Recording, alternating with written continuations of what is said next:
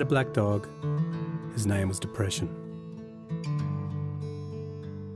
Whenever the black dog made an appearance, I felt empty and life just seemed to slow down. He could surprise me with a visit for no reason or occasion. The black dog made me look and feel older than my years. When the rest of the world seemed to be enjoying life, I could only see it through the black dog. Activities that usually brought me pleasure suddenly ceased to. He liked to ruin my appetite. He chewed up my memory and my ability to concentrate.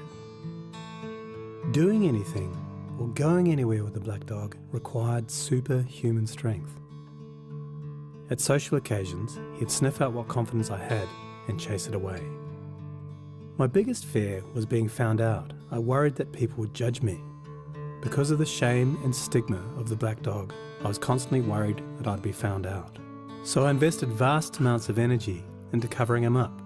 Keeping up an emotional lie is exhausting. Black dog could make me think and say negative things. He could make me irritable and difficult to be around.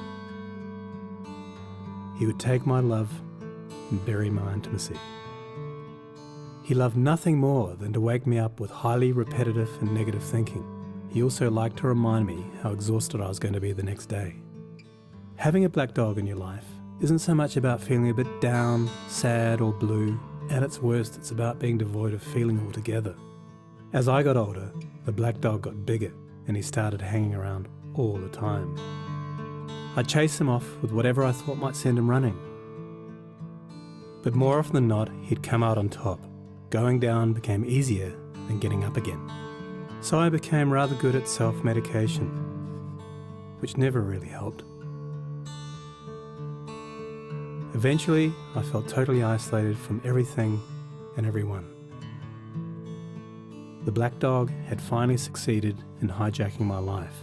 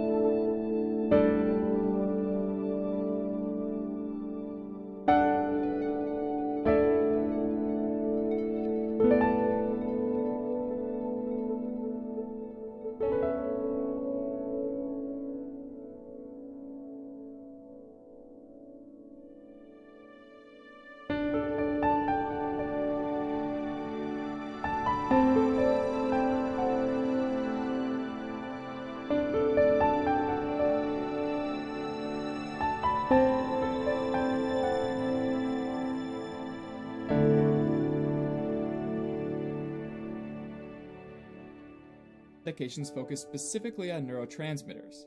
Neurotransmitters are signaling molecules in the brain that are released by one neuron and received by receptors of another neuron. When that happens, essentially a message is relayed from one neuron to the next.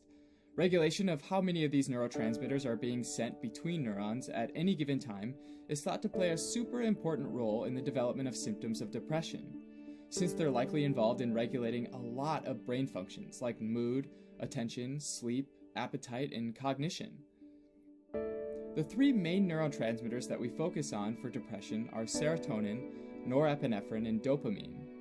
Why do we focus on these three? Well, because medications that cause there to be more of these neurotransmitters in the synaptic cleft, this space between the neurons, are shown to be effective antidepressants. And this finding led researchers to develop the monoamine deficiency theory, which says that the underlying basis of depression is low levels of serotonin, norepinephrine, or dopamine, which are all called monoamines because they have one amine group. Additionally, it's thought that each of these might have an impact on certain sets of symptoms with depression, like norepinephrine on anxiety or attention, or serotonin on obsessions and compulsions, or dopamine on attention, motivation, and pleasure. So if one of these is down, then that could lead to a set of specific symptoms being felt by the patient.